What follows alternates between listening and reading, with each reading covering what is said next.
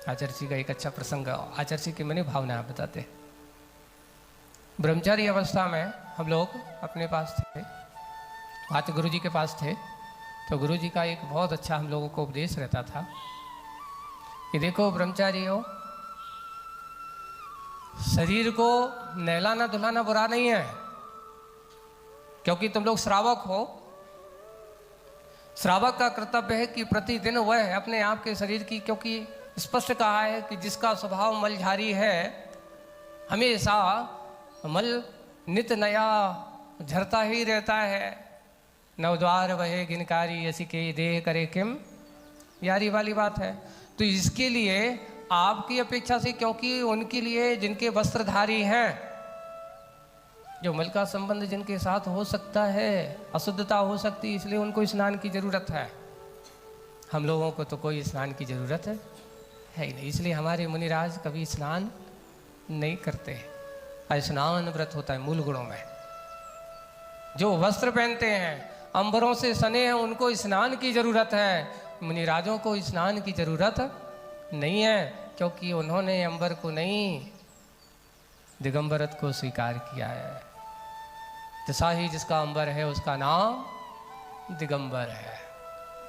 इसलिए मुनिराज कभी स्नान श्रावक करता है तो आचार्य जी का कहना है कि श्रावकों को स्नान करना चाहिए, कपड़ा पहनना चाहिए, क्योंकि उसके बिना नहीं होता। लेकिन आचार्य जी कहते कभी भी फटे वस्त्र नहीं पहनना चाहिए, पहली बात। गंदे वस्त्र नहीं पहनना चाहिए, दूसरी बात। लेकिन तीसरी बात और महत्वपूर्ण है, ऐसे वस्त्र भी नहीं पहनना चाहिए जिससे कि हमें बहुत राग हो जाए। हम जाएं तो पहन के जाएं तो लोग कहेंगे काहे, कहाँ से, कितनी अच्छी साड़ी है, कितने अच्छे वस्त्र हैं, कितने अच्छे है तुम्हारे धोती दुपट्टा है। यानी दूसरा जो देख रहा है वो भी तुम्हारी देख है, तो हम इसलिए ऐसे भी नहीं पहनना चाहिए। उन्होंने कहा साधक के, श्रावक के वस्त्र साफ होना चाहिए, सुथरे होना चाहिए, फटे नहीं होना चाहिए, लेकिन फनाफन नहीं होना चाहिए। गुरु जी का क्या कहना था?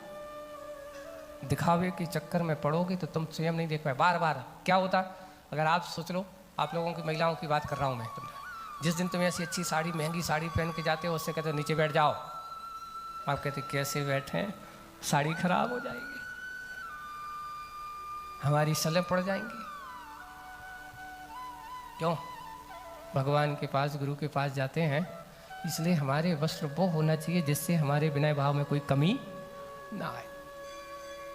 अगर हम ऐसे पहन करके जाएं और अपने आप को झुका ना पाए, बैठ ना पाए, तो वो वस्त्र है आपके लिए। इसलिए वस्त्र साफ होना चाहिए, सुथरे होना, सुथरे का तो फटे पुराने नहीं होना चाहिए। एक लिखा है स्पष्ट है, जो व्यक्ति, अच्छे से देख, सुना है, आगम लिखा है,